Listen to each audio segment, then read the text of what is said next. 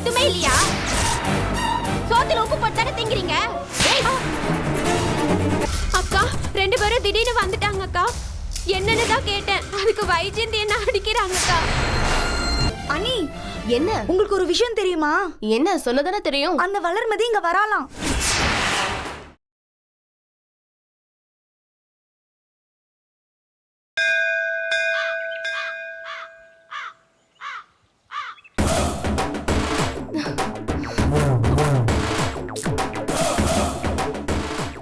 உமா அவங்க வந்துருவாங்கல்ல. அதெல்லாம் வந்துருவாங்க அண்ணி. மீனாட்சி, மீனாட்சி. அத வரேங்க. என்னங்க? சண்முகம் வளர்மதியை கூட்டிட்டு வீட்டுக்கு வந்துட்டு இருக்கான். இன்னொரு 10 நிமிஷத்துல இங்க வந்துடும்.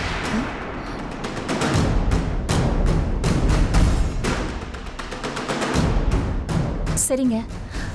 அப்புறம் ஆர்த்தி எல்லாம் ரெடி பண்ணி வச்சிருக்கேன். சரிம்மா. கவிதா நீ வந்த உடனே எடுத்துட்டு வந்துரு. சரிக்கா. பாலை காய்ச்சி வச்சிரு. குழந்தை வந்தா கொடுக்கணும். சரிக்கா. ஆமா நீங்க டேப்லெட் போட்டீங்களா? ஐயோ மறந்து போய். எப்போ நான் தான் ஞாபகப்படுத்தணும். வாங்க.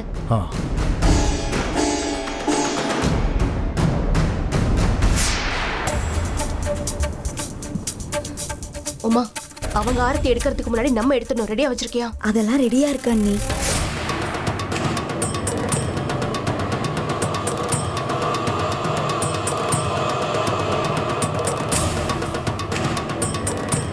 இன்னும் ஒரு நிமிஷம் இரு.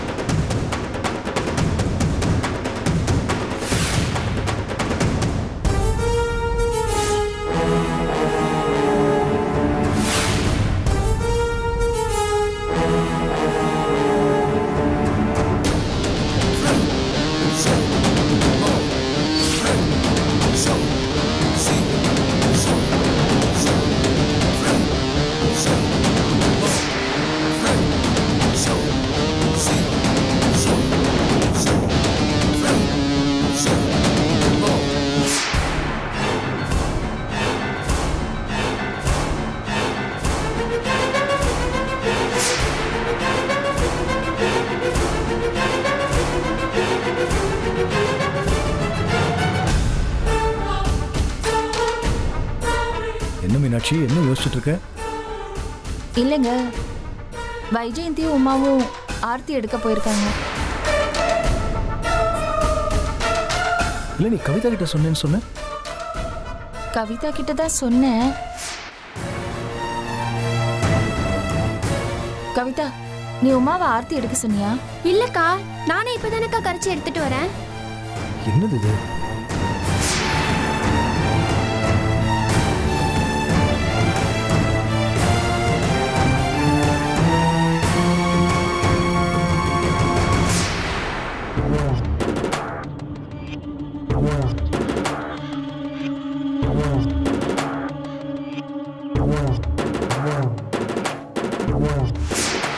ஏ உமா, நான் தான் கவிதாவை ஆர்த்தி கரைச்சி எடுத்துட்டு வர சொன்னேனே, நீ எதுக்கு எடுத்துட்டு வந்த?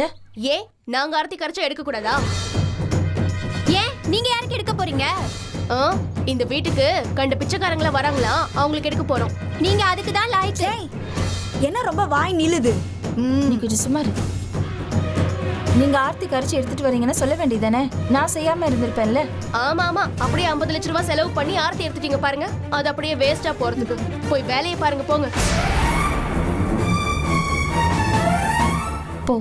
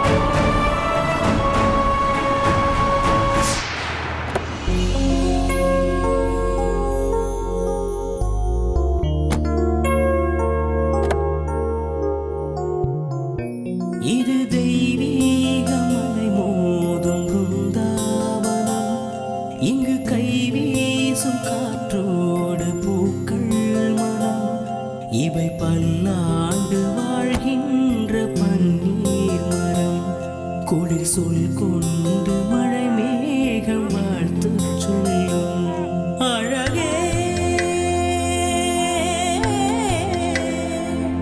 அழகே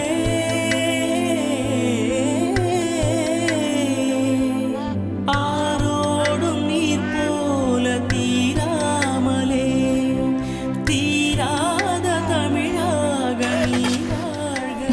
ஏய் வள்ளிமதி நீ எப்ப வாஷம் வருவேன்னு நாங்க எல்லாம் காத்துட்டு இருந்தோம் தெரியுமா?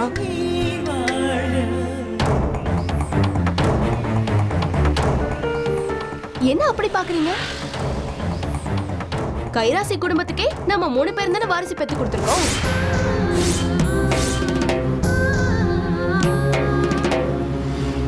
இது ஒண்ணு போதாத உன்னை வரவேற்க?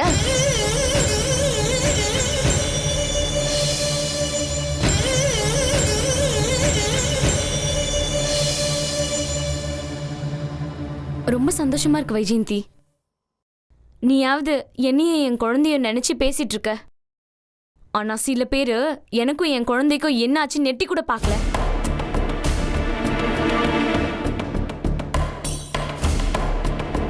தோ நிக்கிறாளே கவிதா, என் மாமன் பையன் சுரேஷை கல்யாணம் பண்ணிட்டு புருஷனை விரட்டி விட்டுட்டு இங்க வந்து நின்னுட்டு இருக்கா. இவளுக்கு நானும் என் புருஷனை எவ்வளவு சப்போர்ட் பண்ணிருப்போம். இவ கூட வந்து எட்டி பார்க்கல என்னையும் என் குழந்தையும். வளர், இப்ப எதுக்கு தேவையில்லாதெல்லாம் பேசிட்டு இருக்க? ஏங்க உள்ளது தானேங்க சொல்றேன். இங்க பாரு வளர்மதி, ஹாஸ்பிட்டல்ல இருந்து குழந்தைய நேரா இந்த வீட்டுக்கு கூட்டிட்டு வருவேன்னு பார்த்தா உங்க வீட்டுக்கு கூட்டிட்டு போயிட்டேன். நாங்க என்ன பண்ண முடியும் சொல்லு? அப்புறம் என்னங்க, மனசு இருந்தா வந்து எட்டி பார்த்திருக்கலாம்ல.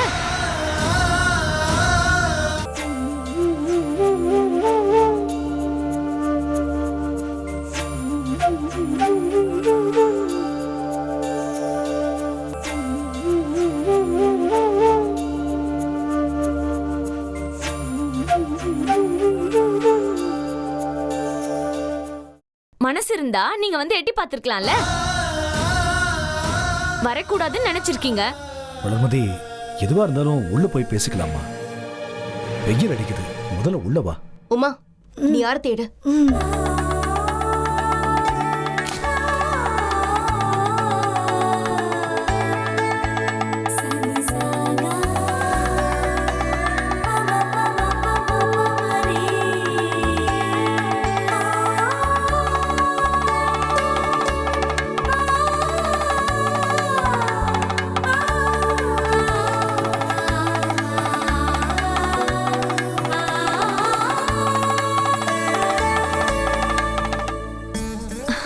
உள்ள போங்க அண்ணி. உள்ள வாங்க. போலாம் போலாம். வா சண்முகம், வா.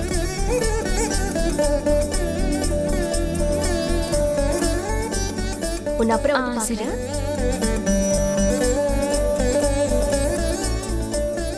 வளர், இவா சரி சரி சரி சரி. மீனாட்சி, அண்ணி குழந்தை ஒரு நிமிஷம். குழந்தைய கொடு.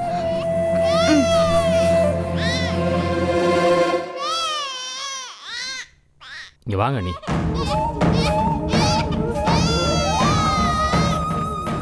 குழந்தைய வாங்கிக்க.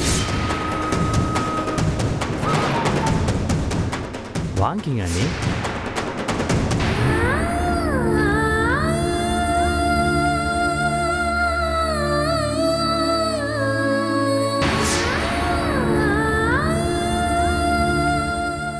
இந்தாங்க அண்ணி. இல்ல தம்பி, குழந்தை முதல்ல வீட்டுக்கு வந்திருக்கு. நான் எதுக்கு? அண்ணி, நீங்க குழந்தைய வாங்கினா குழந்தைய பெற்றவங்க கிட்ட திரும்பி வாங்கிடுவான்னு பார்க்குறீங்களா? இல்லை ஏதாவது பேசிடுவான்னு யோசிக்கிறீங்களா? பல பேர் இங்க குழந்தைய வளர்க்க தெரியாம நீங்க வளர்த்துருக்கீங்க. அந்த குழந்தை ஒன்றும் சோட போகல.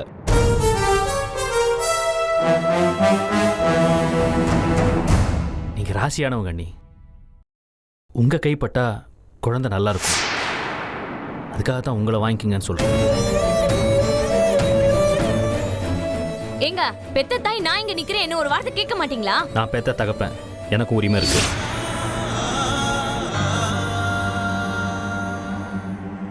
இந்தாங்க அண்ணி, ஆசீர்வாதம் பண்ணுங்க. உங்க கைப்பட்டா குழந்தை நல்லா இருக்கும். வாங்கிக்கங்க அண்ணி. வாங்கிக்க. தாய்மடி எங்கே?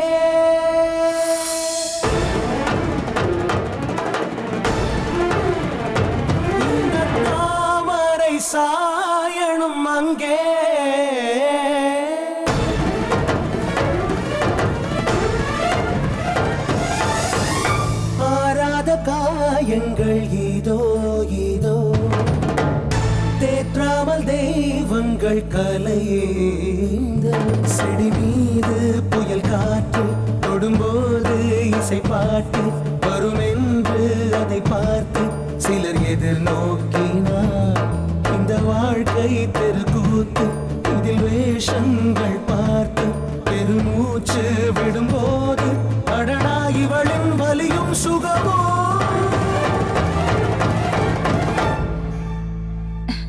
நீ நல்லா இருக்கணும்டா, நல்லா இருக்கணும்.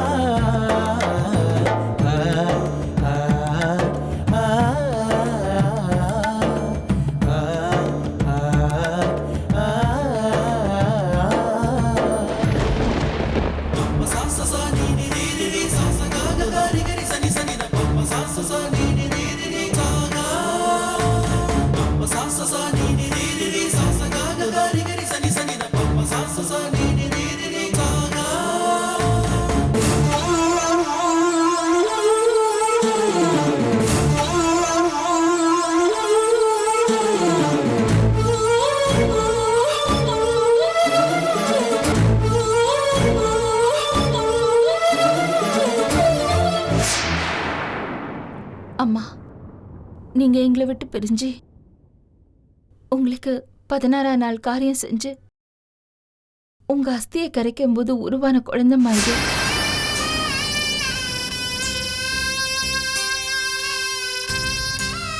இந்த குழந்தைக்கு உங்க பரிபூர்ண ஆசை வேணும். இந்த கைராசி வீட்டுக்கு அடுத்த தலைமுறைக்கு பிறந்த முதல் பெண் வாரிசுமா இவ. இவளை நீங்க தாம்மா ஆசீர்வாதம் பண்ணணும். கொடுங்க என் குழந்தைய.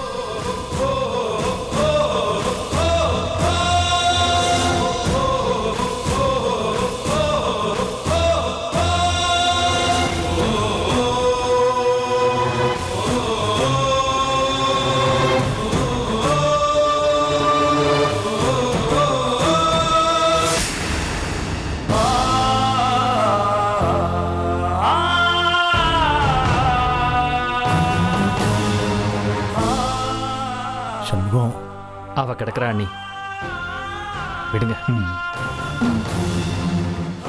ரொம்ப நன்றி அண்ணி. டேய்,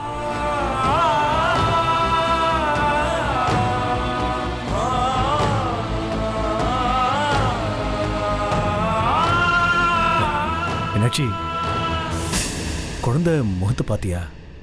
அப்படியே அம்மா ஜாட இல்ல?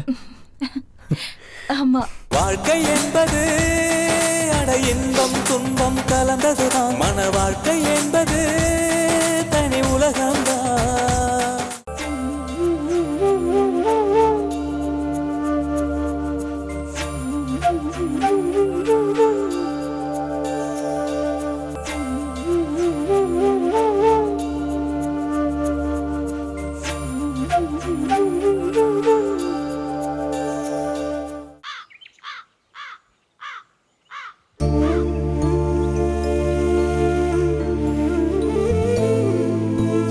சண்முகம், நீ மனைவி குழந்தையோட வீட்டுக்கு வந்தது எனக்கு ரொம்ப சந்தோஷமா இருக்குடா. இத பாரு, நம்ம குடும்பத்துக்கு மூத்த பொண்ணு வாரிசு உன் பொண்ணுதான். பொண்ணுக்கு என்ன பேர் வச்சிருக்க? இன்னும் பேர் வைக்கலண்ணே. ஆ, குழந்தை பிறந்து சில மாசம் ஆயிடுச்சுல்ல, அதான். அவங்க வீட்டில் பேர் வைக்கணும்னு சொன்னாங்க. ஆனால் நான் தான் அவங்க கிட்ட நீங்களும் அண்ணியும் தான் பேர் வைக்கணும்னு பிடிவாதமாக சொல்லிட்டேன். எனக்கு சந்தோஷமா இருக்குடா. அம்மாவோட மறுபிறப்பா பிறந்தது உன் பொண்ணு. இன்னும் கொஞ்ச நாள்ல அம்மாவோட நினைவு நாள் வருதுடா. அன்னைக்கே பேர் வச்சிடலாமா? சரிண்ணே. சண்முகம், நாங்க திரும்பவும் இந்த வீட்டுக்கு வந்த நோக்கம் நிறைவேறல. நல்லபடியா நாங்க சொத்தை பிரிச்சு கொடுக்கலான்னு தான் இங்க வந்தோம். ஆனா பிரச்சனை இன்னும் நீண்டுகிட்டே போகுது. அதான் நீங்க எல்லாரும் ஒத்துமையா இருந்தீங்கன்னா நம்ம சொத்தை சீக்கிரம் பிரிச்சு கொடுத்துடலாம். யாரும் பிரச்சனை பண்ணாம இருந்த எல்லாரும் விட்டு கொடுத்தா நல்லபடியா முடிச்சிடலாம். நீங்க சொன்னா சரிண்ணே. ரொம்ப நன்றிடா.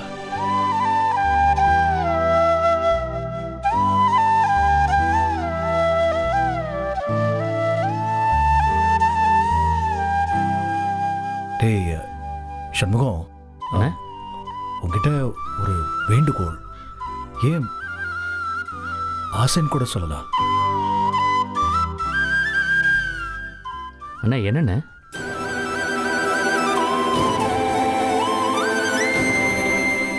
இங்க பாரு, எப்பவும் என் பழைய தம்பி சண்முகத்தை மட்டும்தான் நான் பார்க்கணும்.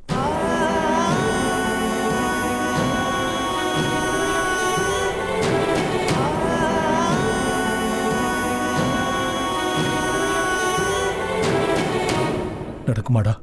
அண்ணே நடக்குமா? கண்டிப்பாண்ணே. நடக்கும் இல்ல? கண்டிப்பா நடக்குண்ணே.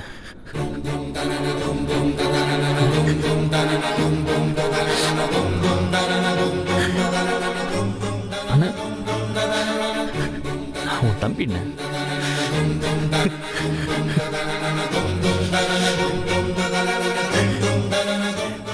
சண்முகம்,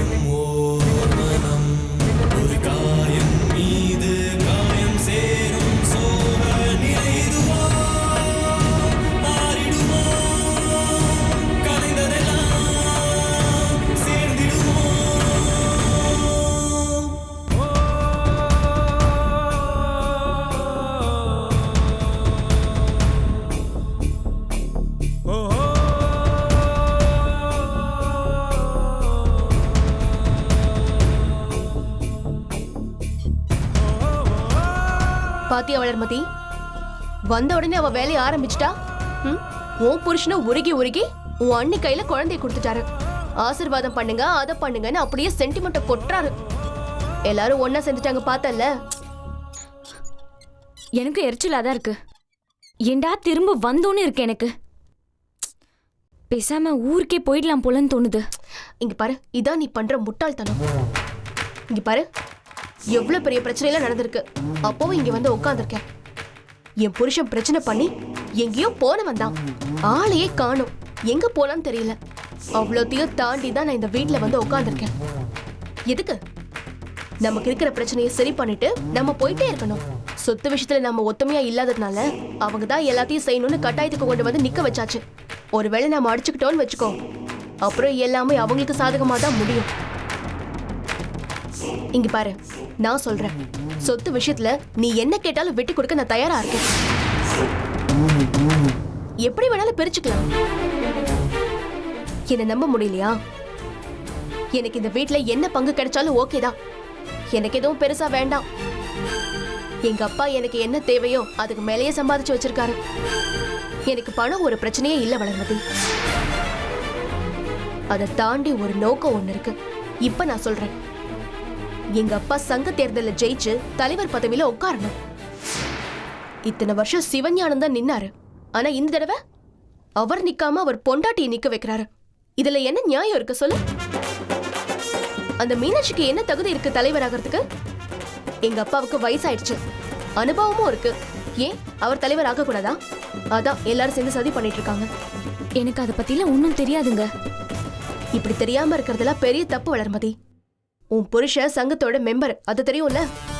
அவர் ஓட்டு போடலாம், அதுவும் தெரியும்ல. அவர் அந்த ஓட்டை என் அப்பாவுக்கு ஏன் போடக்கூடாது? உன் புருஷன் மட்டும் என் அப்பாவுக்கு ஓட்டு போட்டாருன்னு வச்சுக்கோ, நாளைக்கே எல்லா விஷயத்திலயும் நான் உன் பக்கம் நிக்கிறேன். ஏங்க அவர் அண்ணனை விட்டுட்டு எப்படிங்க உங்க அப்பாக்கு ஓட்டு போடுவாரு? அது உன் கையில தான் இருக்கு. நீ ஹாஸ்பிட்டல்ல இருந்து புள்ளைய தூக்கிட்டு போகணும்னு நினைச்சுப்போ பேசாம உன் பின்னாடி வந்தார்ல. எத்தனை தடவை உன் பேச்சு கேட்டு அவர் அண்ணன் கிட்ட சண்டை போட்டிருக்காரு, நானே கூட பாத்திருக்கேன். உன் பேச்சு கேட்டு ரொம்ப நாள் அந்த மீனாட்சி கூட பேசாம இருந்தாரு. எல்லாம் நம்ம கையில தான் இருக்கு வளர்மதி. எப்பவுமே நம்ம கண்ட்ரோல்ல வச்சுக்கணும், புரியுதா?